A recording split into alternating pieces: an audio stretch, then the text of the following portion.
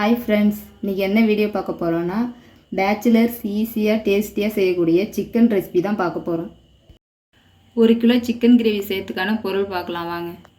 100 ml எண்ணெய், medium size 3 வெங்காயம் cut பண்ணி வச்சுருக்கேன், 2 பச்சை மிளகாய் வேணுன்னா சேர்த்துக்கோங்க, வேண்டானா விட்டுருங்க, 1 கொத்து கருவேப்பிலை, மீடியம் சைஸ் தக்காளி 3 கட் பண்ணி வச்சுருக்கேன், மஞ்சத்தூள், இஞ்சி பூண்டு இடித்து எடுத்துக்கலாம், கொத்தமல்லி, வெறும் மிளகாத்தூள், சிக்கன் மசாலா, தனியாத்தூள் வீட்டில் அரைச்சிது நான் எடுத்து வச்சுருக்கேன், நீங்கள் கடையில் கூட வாங்கி யூஸ் பண்ணிங்க, கரம் மசாலா வேணுன்னா சேர்த்துக்கோங்க. இப்போ பேச்சுலர் சிக்கன் செய்யறதுக்கு எண்ணெய் 100 ml சேர்த்துக்கிறேன். இப்போ எண்ணெய் நல்லா சூடாயிடுச்சு, வெங்காயம் பச்சை மிளகா கருவேப்பிலை எண்ணெயில் சேர்த்துக்கலாம்.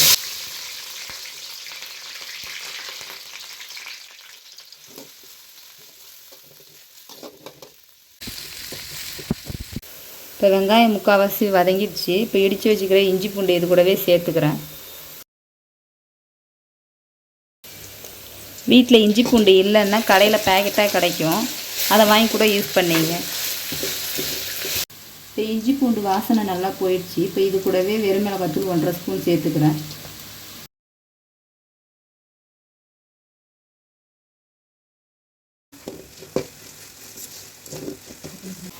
இப்போ இது கூடவே தக்காளி சேர்த்துக்கிறேன்.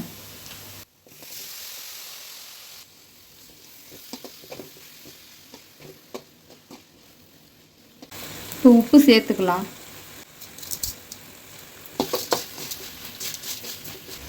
இப்போ மசாலா சேர்த்துக்கலாம். அடுப்பை சிம்லேயே வச்சுங்க மசாலா சேர்க்கும் போது.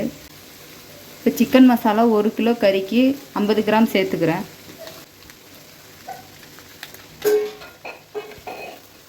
தனியாத்தூள் 2 ஸ்பூன் சேர்த்துக்கலாம். மஞ்சத்தூள் 1/2 ஸ்பூன் சேர்த்துக்கிறேன். கரம் மசாலா 1 ஸ்பூன் சேர்த்துக்கிறேன்.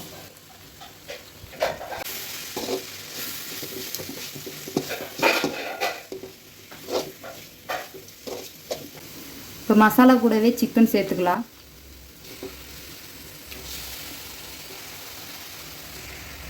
தண்ணி ஊற்றாமலே மசாலா கூடவே கறியை சேர்த்து மிக்ஸ் பண்ணி விடுங்க. கறியிலே தண்ணி விடும்.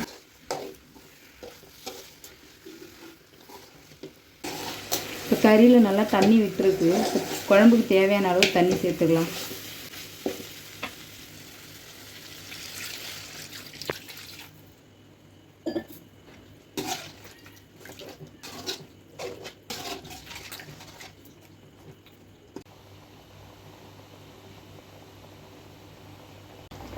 இப்போ குழம்பு நல்லா கொதிச்சிடுச்சு.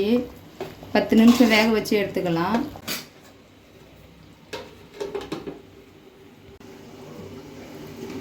இப்போ 5 நிமிஷத்துக்கு ஒரு டைம் கலக்கி எடுத்துக்கலாம் குழம்பு.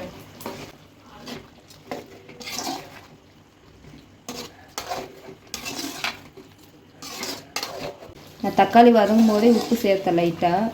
இப்போ உங்களுக்கு எந்த அளவு உப்பு தேவையோ செக் பண்ணி பார்த்துட்டு சேர்த்துக்கோங்க உப்பு. 10 நிமிஷம் குழம்பு ரெடி ஆயிடுச்சு.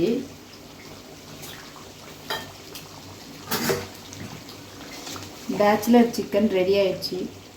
இப்போ இது கூடவே கொத்தமல்லி தூவி இறக்கிக்கலாம். நீங்களும் இந்த மாதிரி வீட்டில் ட்ரை பண்ணி பார்த்துட்டு சாப்பிட்டு என்ஜாய் பண்ணுங்கள். அடுத்த வீடியோவில் பார்க்கலாம்.